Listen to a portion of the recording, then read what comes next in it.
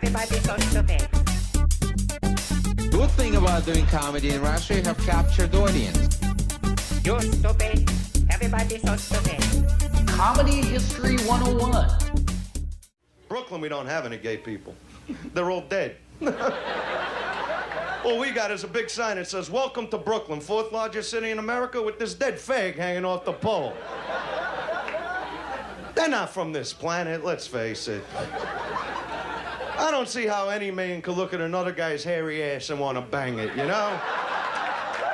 I see a guy with a hairy ass, I want to give it a wash and blow dry, that's the extent. Wow, that clip is dated.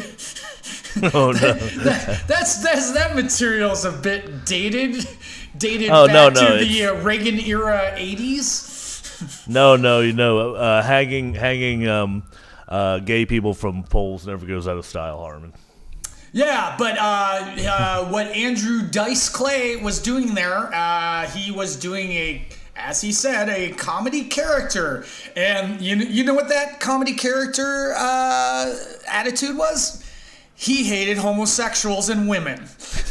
Yeah, It's part of my character. Whoa, way. No, he liked the ladies, especially when they're giving him blowjobs. He talked about that a lot. Bottom line, you suck a good dick, yes or no? I mean, can she suck the chrome off a trailer and lay back with a beer afterwards? To me, that's a lady, you know what I'm saying?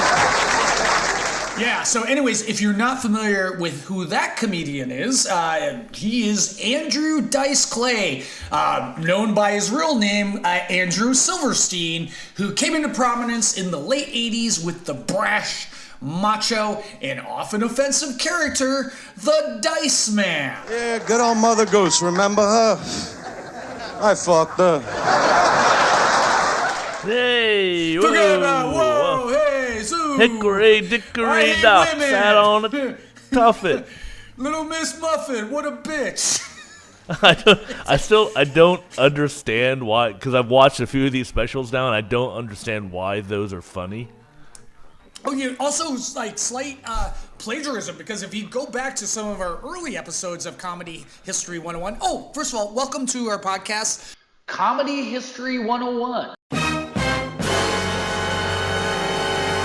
where we give the history of comedy. I am Harmon Leon, and with me, of course, is Scott Colonico. How are you, Scott? Pretty good, but don't call me Scott Clonico. Call me the Iceman. Hey, the Colonico man. Hey, I'm from Edinburgh. Hey, forget about it. you're in Whoa. Colonicatron. Whoa. Yeah, whoa. You're gonna have fun never with gonna get Andrew old. Dice Clay. So anyways, Yeah. going back to what you say about like the dirty nursery rhymes, we did an earlier episode on the legendary Moms Mabley, and she, Right. back when she was playing the Apollo, she would do dirty nursery rhymes. So again, what became Andrew Dice Clay's signature, comedy bit was like, it stems back to like the 50s. Anyways, it's just dirty nursery rhymes that became his kind of his trademark. Little Miss Muffet sat on a tuffet, eating her curds and whey. Long came a Spidey, sat down beside he said, "Hey, what's in the bowl, bitch?" Yeah, that was like his big thing. Yeah, and he came up in a time of this wave of the 80s where character comedy was really big. You had Bobcat Goldthwait and Emo Phillips and Andy Kaufman. They're all doing would you say Sam Kinison was sort of a character comic? Oh, definitely. He was like his screamy guy was definitely his thing. And then Steve Martin, of course, kind of let it all off. Yeah, I do like the character comedy, and it's really strange in American comedy. You don't in current times you don't really see a lot of character comedians. Where in the UK it's still kind of big. Yeah, you are also still kind of big over here as dudes dressing up like chicks, but that's a whole nother podcast. Hey. But so Andrew Dice Clay came out of that wave of the 80s of character comedy, playing a loudmouth Brooklyn guy clad in leather. Yeah, that was his thing, man. He was like a Fonzie. Yeah, he was like Fonzie, what he would claim is he was doing a character. But what we're going to focus on today is not so much the career of Andrew Dice Clay, but kind of like a 3-year period where he went from, he was like the first comedian to sell out Madison Square Garden 2 nights in a row. Yeah. So he has that crazy claim to fame. He was like, I guess you would go with like Eddie Murphy and Sam Kinison. That was kind of like the wave of rock and roll comedians. Mm-hmm. Yeah, from Sam Kinison doing his Wild Thing cover. You remember that one? No. Was it bad? Oh, yeah. Like, he just did it verbatim, or did he do like a song parody? It was like a rock and roll kind of version, and I think there's Jessica Hahn or somebody was in the video.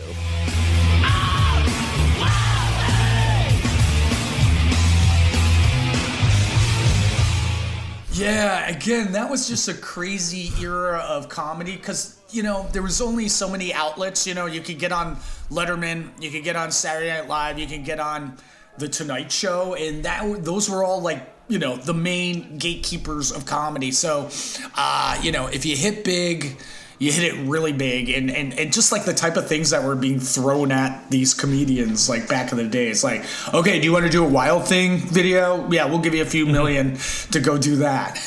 Yeah, of course, man, with Jessica Hahn. Yeah, and so at his height, like in the late 80s, like we're saying, Andrew Dice Clay, he could sell out, first comedian to sell out Madison Square Garden 2 nights in a row. He would command $500,000 a performance. Yeah, that was insane. Yeah. So, again, what he said was, it was like his material basically, very homophobic, very misogynistic. Was he racist too? Was that part of his shtick? Yeah, kind of, because I watched a bit where he was talking about penis sizes, comparing Chinese and black Americans. Man, put a piece of gum on it. Right. So again, what he claimed was, it is what he was doing. He was doing a character. He was doing, I'm doing guys in the neighborhood I grew up with in Brooklyn. How are you reacting then to all of this happening off what you do, not what you are, but what you do? I think the media's made too much out of me telling dirty jokes.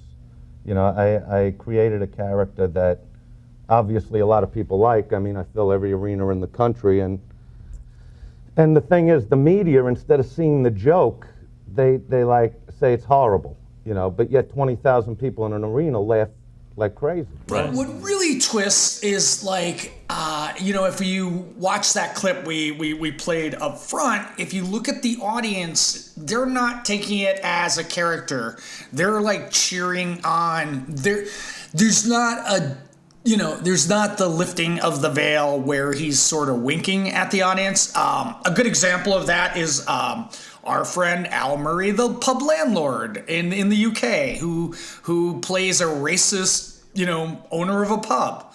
But you, the audience, know he's doing the racist character because he twists it, and it's all the humor comes back to sort of making fun of himself. And that was actually a problem with Al Murray. He said that, he would get the audience members that were taking it at face value, Right. Well, I wouldn't really hang out with a guy that talks like that and believes those things. You wouldn't like that guy? No. But comedically, I think it's funny. Why? Because I think not even in the backs of people's heads, I think they really do think some of those things. And if you look at that early clip of Andrew Dice Clay doing that just horrible, homophobic material, it's like, and you look at the audience, they're taking it at face value. He's not bringing it back to himself where he's sort of the fall guy. It's okay if you want to butt slam your buddy while you're waiting for the bus. Yeah, smack him in the face with your dick 5-6 times. That doesn't offend anybody, right? No, that's just pure kind of, hey, he's making fun of the gay people and they're hanging from lampposts, that's just them laughing at that. Yeah, it's kind of like the audience, if you look at the audience cutaways, it's kind of like, yeah, that's what I feel about gay people too. Kind of reaction from the crowd. So it's like, what he did was, he legitimized it by saying, I'm just playing a character and I'm such a good performer. I'm just playing him really well. Yeah, I mean that was, I think the really interesting thing to me, if we could, I know we're going to deal with the controversy, but where Andrew got his start was at the Comedy Store back in, you could of course see one of our earlier episodes about that. Yeah, you can hear our early episode on the history of the Comedy Store strike. They had that crazy house they all lived in that Mitzi ran behind the Comedy Store. Yeah, so who lived in that house he was roommates with one Sam Kinison. Right, but they were housemates, and then also, but he actually shared a room with Yakov Smirnoff. Good thing about doing comedy in Russia, you have captured audience. They're not going anywhere. Another character. What a country! Yeah. What a country. Would you say Yakov Smirnoff was a character, or he was just Yakov Smirnoff? That's what I was about to say. Yeah, he was kind of character-y, He was the niche. I'm talking about my ethnicity. He was that type of comic. Yeah. Where if he was an American guy doing a Russian character, like Andy Kaufman doing Foreign Man, then he would be a character. Yeah. So Andrew Dice Clay at the time was, would you say he was probably the biggest comic in the country? Yeah, 1989, he was at the top of his game. He, was filming. He was hosting the MTV Awards. I don't think he was hosting. He was a guest star in the MTV Awards. He was filming Madison Square Garden. 2 nights selling out, and he had just gotten a 3-picture movie deal, so he was pretty big. Yeah. 3 pictures from Barry Diller, who was the head of 20th Century Fox. And the movie that they filmed was Ford Fairlane. Yes. Where he played know what he played in that movie? He was a Ford rock Fairlane. and roll detective. Yeah, that was it, man. His name? Ford Fairlane. Hey, it's Ford Fairlane! Hey, what are your names? Neil and Bob? Is that like what you do, huh? A detective who's so smooth. What is it they call you? Precocious. Combustionable. He's aerodynamic. So he was riding high, but when things really started coming crashing down was on September 6, 1989. MTV aired their 6th annual Video Music Awards, and Andrew Dice Clay came out and he introduced Cher's live performance, but before he did 3 minutes of stand-up comedy. Jack Sprat could eat no fat, his wife could eat no lean. So Jack ignored the flabby tits and licked the rear so clean. Oh! Oh boy. And know what happened from doing 3 minutes of stand-up comedy? He got banned from MTV for life. For life, which I think it's fun. It's funny to me where for banned for life for MTV actually means banned for 15 years, 14 years. Yeah, well, it's not really MTV anymore anyway.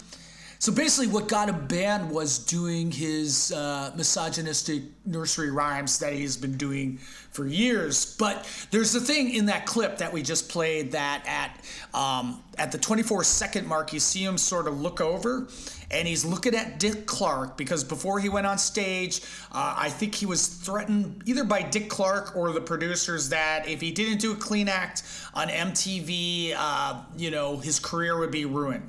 No, and he chose not to do a clean act. I think it's what were some of the jokes? It was just basically, rockabye baby on the treetop, your mother's a whore, I ain't your pop. Yeah, hey, suck my dick. Hey, whoa, suck my dick, bitches. Yeah, I mean that's kind no, I don't think he called them bitches. He called them you whores. Yeah, whoa. I mean that's kind of the thing. It's just I don't really get the humor part. Well, it's just dirty nursery rhymes. And also, the thing about Andrew Dice Clay is, if you watch his concert films of that era, he wouldn't be like a contemporary comedian of the day where once you did a routine, like in a special or whatever, you would sort of retire it and move on to new routines. He would go in and people would recite the routines with him. Oh, yeah. Yeah, I mean, those Because the nursery rhyme bits, I mean, from the '89 special and then from that '87 Dangerfield special, they're all almost exactly the same. I mean, he does them at the very top of his set, and they're all the same jokes, or rhymes. Yeah. So it's basically he was like doing, like the equivalent of comedy songs where people came and they wanted to hear the hits, essentially. Exactly. Got to hear the hits. But let's also just sort of reflect on that era. So obviously he was starting to get a lot of backlash. He got banned from MTV for life, which led to he was booked on Saturday Night Live because his movie Ford Fairlane was coming out. And when he got booked on Saturday Night Live, cast member Nora Dunn refused to appear on the show along with musical guest Sinead O'Connor. Oh, interesting. Yeah, so Lorne Michael took him aside and said, Nora Dunn, I just want to tell you, cast member Nora Dunn isn't going to do the show. And his response is, who the fuck is Nora Dunn? And Lorne Michael said, she's a cast member. Don't you watch the show? Not too much. Well, she's boycotted. I really don't give a shit. Sinead O'Connor, who's slated to be the musical guest, is also boycotting. I don't really understand, Lauren, I said. Hasn't your show always been about making fun of different shit? And so I'm reading this is, I think, from Dice's book. Yeah, and it says, Stanley, that is our purpose. And don't I fit into that kind of thing? These women think you've gone too far. What do you think? I think you're funny, or I wouldn't have you booked on the show. Then what's the problem? Yeah, I mean, it's interesting because he talks about that here too, as how so apparently Nora Dunn's contract was going to be over anyway, and so she was going to be leaving the show no matter what happened. Yeah. Do you know any of these people like who wouldn't go on Saturday Night Live or something else? Did you ever feel like calling them up and say, hey, this is an act. I'm doing a bit. Well, they know that. They know. And why not go on? What's the difference? Well, I just look at it like, when something's hot, it's like all these groups that deface my billboards and this and that. They know when they do that their name is going to be mentioned on the news. I really don't think they care if because they do that, my movie sells more tickets. But when they hear the name of that group on TV, they're going, oh, look, they're saying that name, And so they go after something hot. They're not going to go after a comic that started Monday night. They're going to go after someone that's hot and does this kind of thing. So what you're saying is... So she just kind of did this to get a little more attention for herself, is what the Diceman says. Well, that's what the Diceman say, but isn't that... And here's a strange link, is that there's this Larry King interview where he's talking about one Donald J. Trump. And the interview is from, I believe, 1991. And Dice said that Trump asked him to perform at his birthday party. I don't know what you heard, but Donald, we're very close friends, me and Donald. And, I meet those kind of people now. And what happened, he wanted me to come to his birthday party, and I couldn't be there, so I just sent the videotape, And it was the hit of the party. Yeah. He also, I think he brings up Trump again, where he says towards the end of that clip, where it's like, it's like when you're like Trump, you're at the top of your game and everybody's trying to take you down. Yeah, but this reasoning about Nora Dunn is like almost like the exact type of reasoning that Trump would have. Is like, oh, whoa, the only reason she's boycotting is her contract's up and she's trying to get some publicity. Trump does the exact same thing. Yeah. Well, whenever he's going, he's like, there's the sagging ratings. They're only bringing me up to improve their ratings. It's just like that same sort of social path type of mentality. Yeah. Well, he was sad about Arnold Schwarzenegger on The Celebrity Apprentice.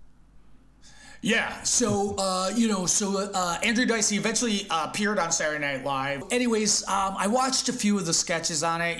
They're just, it was kind of like a tame version of Dice because essentially, he's reading from whatever the writers wrote for him. Uh-huh. And, it's pretty unfunny. It's just him doing Dice with, like, Michael Myers playing his son and stuff. But, again, they got a lot of, gay activists heckling him and protesting his performance, and again, it caused a lot of controversy. But let's dive back to, what was this era? So it's like the late 80s. Reagan has been in office. end of the Reagan eras, and we did a video on this. Is that Reagan didn't even mention the AIDS crisis until 1985, was it? Yeah, it was 85, I think. So again, Andrew Dice Clay, his career kind of spawned out of that 80s Reagan era where even the president wouldn't mention, that there was an AIDS crisis and there was thousands and thousands of people dying. So it kind of made this climate acceptable for Dice to do that type of material. And then in the late 80s, things, the tides sort of changed. It's this is a definite crisis. I don't know what era Rock Hudson died, but that really kind of, focused that this was a true crisis at hand. And therefore, Andrew Dice Clay, saying, doing, this really homophobic, material was dated because it was the era changed, and it wasn't like what he was saying on numerous talk shows. It's they always try to get the guy who's at the top. Look, hey, I fill up, arenas. Look at me, hey. It was just the social climate was changing. Yeah, it just kind of changed. And what's interesting is that I think I've seen some of Ford Fairlane, but it's just the way. I mean, the movie did okay. I think it had an okay opening weekend, but that was kind of the beginning of the end. No, that was exactly the end. Because have you seen The Adventures of Ford Fairlane? I think I've seen parts of it. He was a rock and roll detective, and directed by the same guy who did Die Hard. Oh, was it? Yeah, Rennie Harlan. Nice. Andrew Dice Clay is Ford Fairlane. LA drivers, man. In a movie so hot. Got something cooking in the microwave? Get out! You'd better bring protection. Maybe it was just a pot pie. Oh, wow. Yeah, so at the time, Barry Diller, once again, head of 20th Century Fox, said this film is going to break box office records. We're raising the bar for commercial comedy films. He said Dice films will be to the 90s what Jerry Lewis films were to the 60s. So, but again, it was everything that led to Dice's complete downfall was the build-up to the release of the Ford Fairlane movie, because that's why he was on Saturday Night Live to promote the movie. Right, and that's why Lorne Michaels had it on. And again, people all over Los Angeles would put up wanted posters with pictures of Barry Diller and David Geffen, from gay activist groups, because they were they were gay men who were supporting the career of Andrew Dice Clay, and they were being called traitors. Mm-hmm. Yep.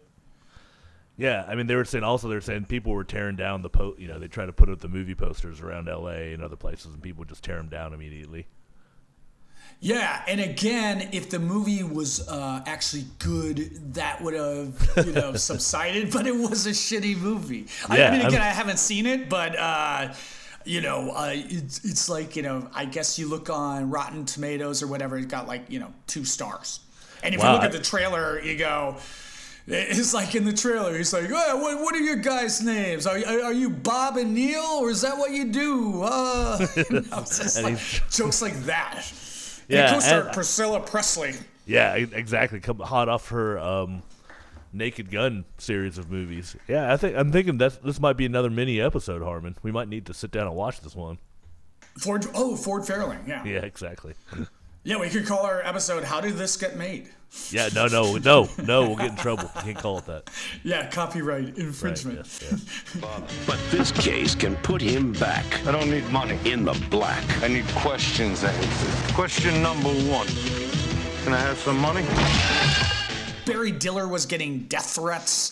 There were insane protests, and eventually Barry Diller called Andrew Dice Clay, and at the time, Andrew Dice Clay's manager was his father, Fred. Yeah. Fred Silverstein. Fred Silverstein.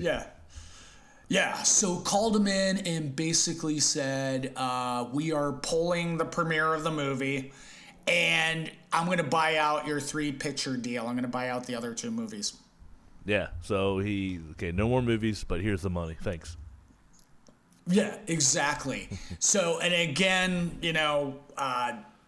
Andrew Dice Clay pulling a Trump is like, how could it succeed? They killed the movie right there. But again, it was just again, if it was funny at all, that would stand the test of time. But the movie wasn't funny. Yeah, that's exactly what I thought when I read that comment. Like, dude, yeah, if it was a good movie, it wouldn't have mattered. Yeah, exactly. And you hear him like on Larry King and stuff just going on about, how great the movie was. But yeah, if you look at that trailer, it just looks like it was made out of a lot of 80s cocaine. Yeah. Oh, the 80s cocaine movies. Yeah. Up there with Caddyshack 2, which you can hear about on our previous episode of Comedy History 101. Yeah, exactly. Xanadu. So I think the pinnacle of all the pressure on the Andrew Dice Clay controversy came when he appeared on the Arsenio Hall show. Around the time, I think he was on there to promote Ford Fairlane. Mm-hmm. Am I correct about that? I think that clip might be from later. I think clip was from 91, maybe. 92? Because he's talking about the Ford Fairlane's about to come out. And is it? Okay, well then maybe it was, yeah. Yeah, and then the clip starts where he's playing heavily into like, I'm the Dice character, look at me, nothing phases me. A lot of pretty ladies over there standing, clapping, barking, obviously on a different side of the fence than Star and Nora Dunn and Shanae. And you want to talk about that? Called charisma. I got it. And then there was like a moment in that clip where Arsenio Hall asked him about Sam Kinison. And you could see Andrew Dice Clay's face just kind of turn sort of... He was frazzled by the comment. Mm-hmm. One of your biggest critics has been comedian Sam Kinison. Recently, he came up to you and offered his hand in friendship. I heard about it. I wasn't there.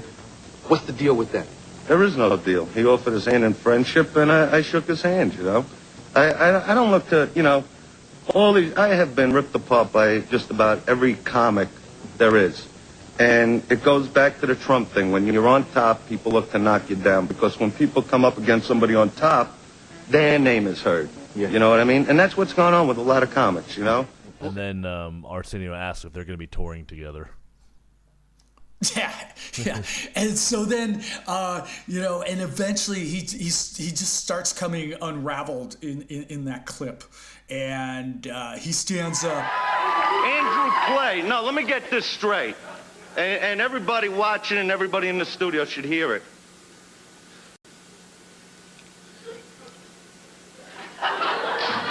Andrew Clay is a guy that came out here about 10 years ago. And broke his ass. You know what I mean? Broke his ass, he believed in himself, became the hottest comic in the world. And anybody that doesn't like it could wipe their ass with whatever they say about me. And then he ended up like his choked up speech by saying, anyone who doesn't like it can wipe their ass with what they say about me. Yeah, that was perfect. It was poignant. Yeah. So I think that was sort of kind of marked the high water mark of the end of Andrew Dice Clay.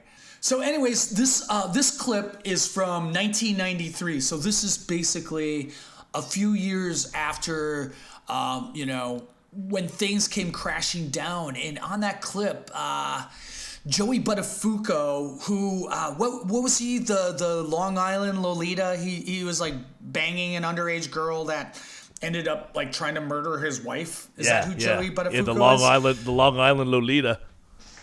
Yeah, so in 1993, I guess Joey Buttafuoco was going to open doing stand-up comedy for Andrew Dice Clay. Oh my God, okay.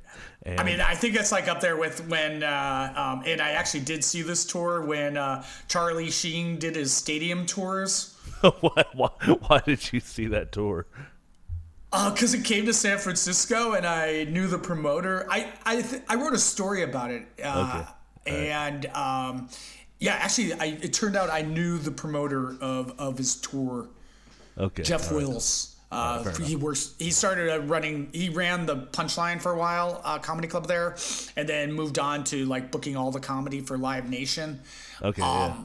And it was just it was awful. It was awful. But yeah, Joey Buttafuoco here was going to open for Andrew Dice Clay and pulled out. But the weird part about that clip is Dice is just, he is just like coked up or something is going on with him. Yeah, and he's drinking beer, and it's like in the morning. Found out what? About Joey Buttafuoco not being able. Well, no, the thing is that, you know, when I heard about, like I talked to him yesterday, he was very excited about it, and then I saw, you know, no, because, you know. Yeah, you want to take it? No, it's all right, that happens, so just ignore it. Take a drink, Yeah, we have. Miller. Breakfast of Champions. All right, we'll start over. Yeah, he just looks completely disconnected, and he's just like, I don't know, he has like some sort of Tourette's sort of thing, or just kind of like wheezing from too much coke. There's something fucked up going on. Yeah, so we'll just put it that way.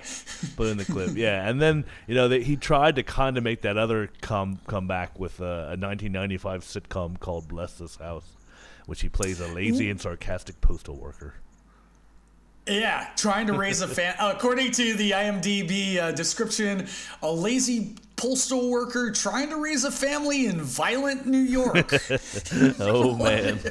Oh, my God. What, you mean in Snake Plipton, New York? Snake Plissken, dude, yeah. Escape from New York. No, so apparently that's based on a British sitcom. Escape from New York? No. Bless This House. Oh, is it? Yeah. Yep. And who's the star of that British sitcom? Benny Hill? No, nobody famous. But so essentially, though, yeah. So that kind of booked in. I guess, you know, we were mostly focusing on the controversy around Andrew Dice Clay during that period of time. But it seemed like he redeemed himself in the end. In current day, he had a part in a Woody Allen movie a few years back. Yeah. Though, you know, now Woody Allen is like kind of has his own problems. Right. Yeah. He had a recurring role on Entourage, and I think maybe he has like a Showtime show. I think it's called Dice, maybe. Okay, yeah. We don't have to know that because this episode is just completely focused on the controversy. Right. And so what's your takeaway of the Andrew Dice Clay controversy of, say, 89 to 90? Don't make anti-gay jokes. But well, yeah, of course. But where do you think that place is in comedy history? You know, Andrew Dice Clay, and sort of the downfall of Andrew Dice Clay. Yeah, I think that's interesting because it kind of brought an end to that the whole '80s based kind of character type comedy. It actually kind of put a lid on the hey, gays are weird and different kind of thing. People couldn't really do that anymore. Comedians couldn't. Yeah, true. I mean, I think it was also the end of comedy influenced by the Reagan eras. I mean, if you want to go sort of social political to it. And I think where Andrew Dice Clay's downfall was, I think he really, I mean, he always, like on those shows, played the part of, I'm just playing a character and I play it really well. But I think he just went mad with power and got consumed by the character, where the point where there wasn't that much of a differential in real life, where the man became the character also in real life. Yeah, exactly. So it's, you have, the only other real character comic of the day is Larry the Cable Guy. Oh man, Larry Lawrence. Yeah, and so then I was talking to a friend about Larry the Cable Guy and this whole thing where, at one time Larry the Cable Guy would be, I'm just Dan Whitney and I'm playing that character, where now he's just essentially Larry the Cable Guy, like in real life. Yeah, that's how he's going to be referred to. Yeah, so essentially I think that about wraps it up for the controversy of Andrew Dice Clay, sort of his rise and fall, and how that type of comedy just didn't fashion and evolve with the times, and how a character comedian who claimed it was a character, was a character, but sort of got consumed by the character, and how comedy fans who didn't really see it as a character, they just kind of took it at face value, where he didn't give the gateway that, yes, I'm doing a character. His thing was, I'm an uncensored comic. I'm more uncensored than anyone else. And he didn't give that sort of glimpse like, say, Al Murray, the pub landlord, that, yes, I'm a character, but I'm doing a racist character, but I am giving you, throughway that the comedy is landing on just making fun of that character rather than celebrating that character. Right. Yeah. You don't want to hang the gays from the lampposts.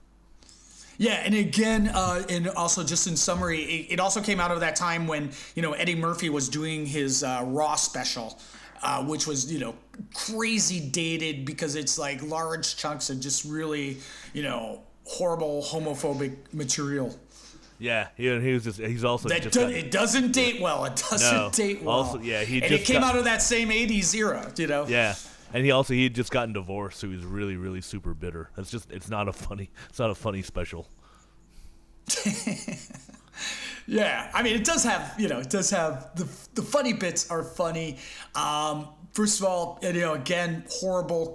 We'll do a whole. That's a whole nother episode. That's a whole nother episode. Exactly. Yeah. So, anything you like to plug, Scott? Let's see. So we've got a new episode of This Is the President up, which I interview author of LBJ's 1968. So that's kind of cool. And then we'll also have another episode coming up with my special guest Harmon Leon. Hey! So there's a couple guests, a couple new shows out, and you can find that on our website at wordsoverchair.com, and also my website scottkalanko.com. Yes, and for me, of course, as always, I have a new book out called Meet the Deplorables, Infiltrating Trump America, about my true life exploits going out undercover and infiltrating Trump supporters deep in the heart of crazy conservative United States, and you can find that on Amazon. I have my solo show on April 11th, Harmon Leon Infiltrates Trump America, at the Pit, the People's Improv Theater in New York. Again, you can find all this at Harmon Leon on Twitter and our site Words Over Chair. And if you like the show, please subscribe on iTunes, like us, comment. We'll read your damn comment on the air. Yeah, we'll read it. We'll read it. We'll mention your name. Why would you not do that? Yeah, I wouldn't imagine why anybody wouldn't do that, exactly. But anyways, thanks for tuning in, and we'll see you next time. Bye-bye. Bye-bye. You're stupid. Everybody's so stupid. Good thing about doing comedy in Russia, you have captured audience. You're stupid. Everybody's so stupid. Comedy History 101.